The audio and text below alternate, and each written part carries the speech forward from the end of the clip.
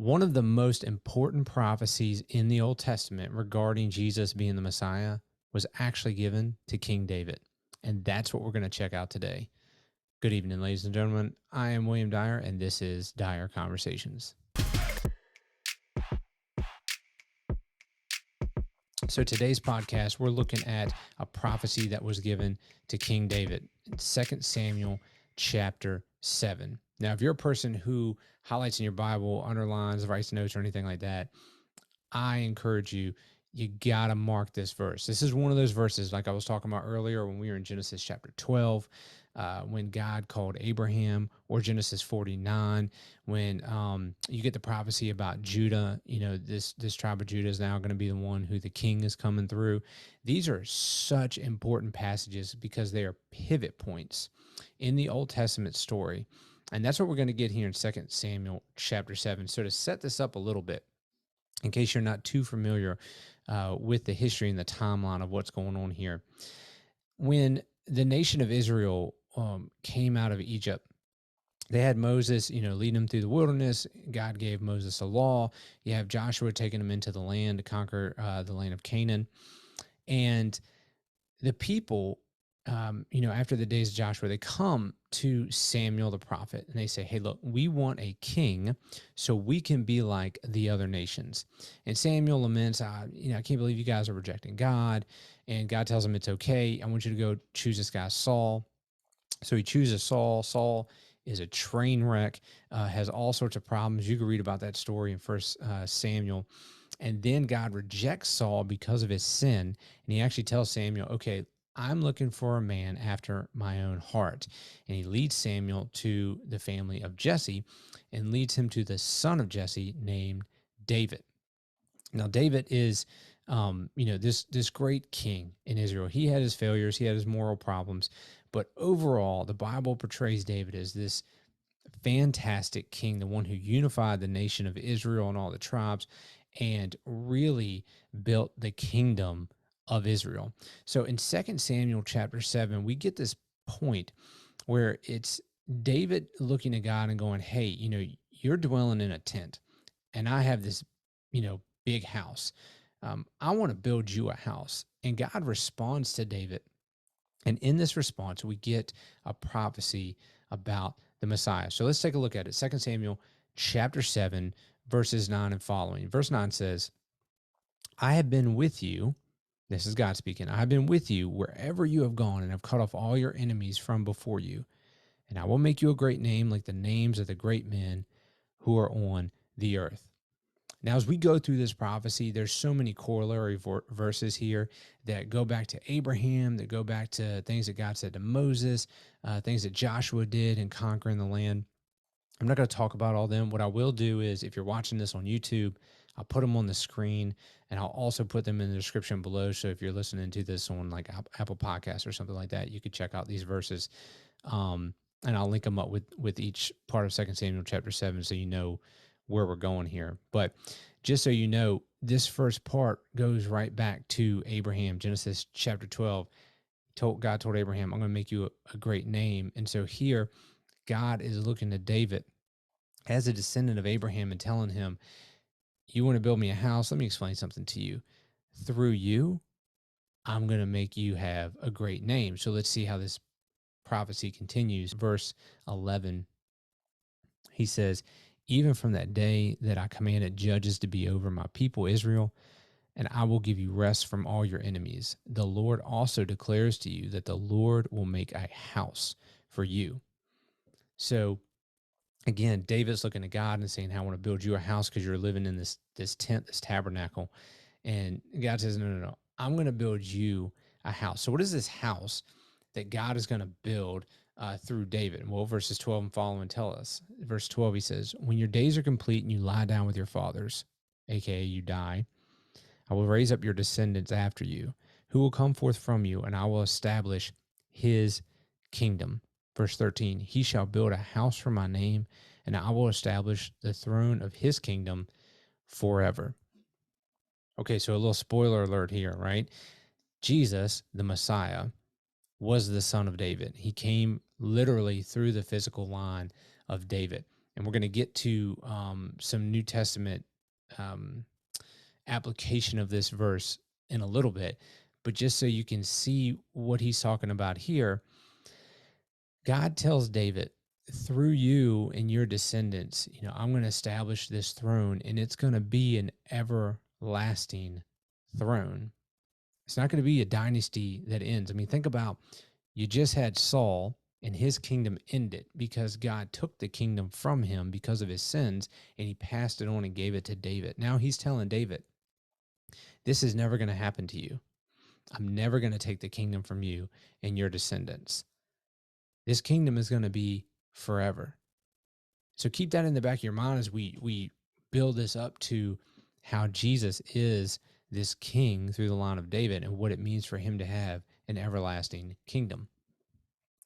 Verse 14 through 16 says this, I will be a father to him, and he will be a son to me.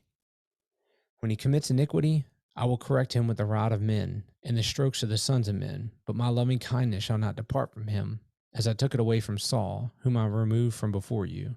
Your house and your kingdom will endure before me forever, and your throne shall be established forever. And so this big pivot point here is, this is what we learn. Number one, the Messiah is now coming through David's very flesh. So all of the history in the Old Testament is going to continue to focus on the kings of David, because again, this is all progressing towards this big messianic figure who's coming to be God's king. David is going to be, David and his sons are going to be heir of this kingdom, and that this son through David is actually going to be God's son, because he tells us here in 2 Samuel chapter 7, he goes, I will be a father to him, and he will be a son to me. Tells us that he's going to have a kingdom, he's going to rule, and he's going to reign, and it'll be an everlasting one, and that surely this is going to come in the future. Now, when you start off the New Testament and you turn to the first gospel, the Gospel of Matthew, chapter 1, verse 1, you get this long genealogy. And most people, when they begin to read the New Testament, get bogged down in that, skip over it, have no idea why Matthew put that in there, bored out of their minds, whatever. But those genealogies are extremely, extremely important. And here's why. Matthew chapter 1, verse 1 starts off like this. The record of the genealogy of Jesus, the Messiah, the son of David, the son of Abraham. So these major promises, the one given to Abraham and now this one given to David, this is why Matthew starts his gospel off this way, is because he's saying Jesus is the one who's come from Abraham and he's come from the line of David. He has come and he's going to have the fulfilled promises that was given to these great men of faith in the Old Testament. And so that's why Matthew traces the genealogy of David or of Jesus right off the bat in his gospel. And then he continues in his gospel and says, look, Jesus fulfilled this prophecy, Jesus fulfilled that prophecy, and he is the king who we have been waiting for. All right, now let's get back to the concept of 2 Samuel chapter 7. So we get the prophecy in 2 Samuel 7. You may be looking at that going, I don't know, Billy, it's not really much of a prophecy. Yeah, but here's the deal. When you go to the New Testament, it's always important. Look at how the New Testament applies the Old Testament. Look how the New Testament authors and the apostles and, these people who wrote the New Testament, look at how they pick certain verses in the Old Testament and apply them to Jesus or to their situation, and it'll help you to interpret what the prophecy was all about. So I'm going to give you two main verses here in the book of Acts. And the first one is Acts chapter 2. This is the first gospel message. So Jesus dies, he rises from the dead. He meets with his apostles. He tells them go to Jerusalem and wait. The Holy Spirit's going to come upon you. You're going to have power, all this stuff. So you can read about that in Acts chapter 2. So you get to this point in Acts chapter 2. This big event happens. All these Jews are gathering around. What's going on? The apostles stand up. They begin to preach to the people. Listen, this is what's going on. It is a fulfillment of the promises in the Old Testament, that all these things that we were looking forward to as a nation of Israel, they have now come true in Jesus. And one of these things that Peter is pointing out is extremely interesting. So he says, this is Acts chapter 2, verse 30 through 31. And he's talking about David. He says, and so because he, David, was a prophet and knew that God had sworn to him with an oath to seat one of his descendants on his throne. Okay, stop. Where did God promise that? 2 Samuel chapter 7. Peter says, because David knew this, he looked ahead and spoke of the resurrection of the Christ. And then he quotes another Old Testament verse that he was neither abandoned to Hades nor did his flesh suffer decay. Now, you can look at the whole context there in Acts chapter 2 for yourself. But this is what's interesting is that Peter says, look, you remember back in 2 Samuel 7 when God promised to sit one of David's descendants on his throne? David was looking forward to the resurrection of Jesus. Now, does that mean that David completely understood everything that we now have revealed to us? No. That's not what we're talking about. But what Peter is pointing out to us is that the original intention of God was that this concept of the descendant of David sitting on his throne forever would be fulfilled in the resurrection of Jesus. When you continue in the book of Acts chapter 13, now you have an instance where Paul, the apostle Paul, is preaching to a group of people, and he's trying to prove to them that Jesus rose from the dead, and it's according to the Old Testament. There was prophecies about it, and he says this, but God raised him from the dead. And as for the fact that he raised him from the dead, no longer to return to decay, he has spoken in this way, quote, I will give you the holy and sure blessings of David. Now, that quote right there that Paul gives is actually from Isaiah, but that Isaiah passage is actually referencing back to the 2 Samuel passage.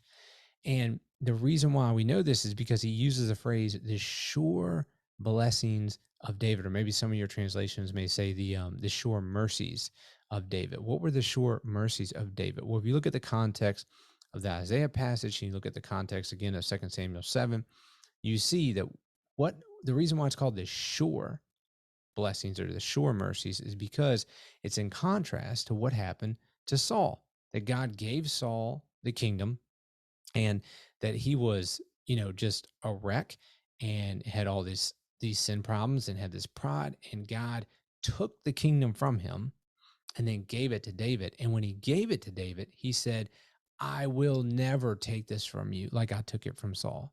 I will never do that. You and your descendants will always have the kingdom. You will always be the rulers that are on the throne in this kingdom. That's why it's the sure blessings of David. So what Paul says is, as for the fact that God raised Jesus from the dead, look back to what God told David in 2 Samuel 7, that you will always have a descendant on your throne. He's saying the same thing that Peter said in Acts chapter 2, that the resurrection of Jesus is the thing that fulfills this promise of God to David, that one of his descendants will sit on the throne forever.